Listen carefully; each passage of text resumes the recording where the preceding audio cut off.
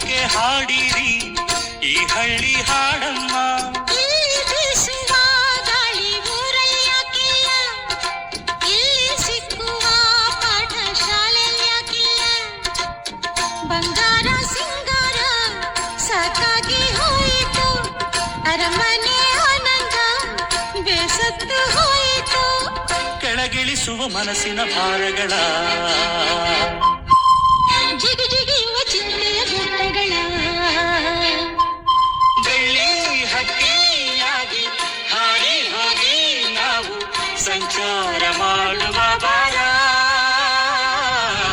ಆಕಾಶದಾಗ ಯಾರೋ ಮಾಯಗಾರನು ಚಿತ್ತಾರ ಮಾಡಿ ಹೋಗೋನೆ.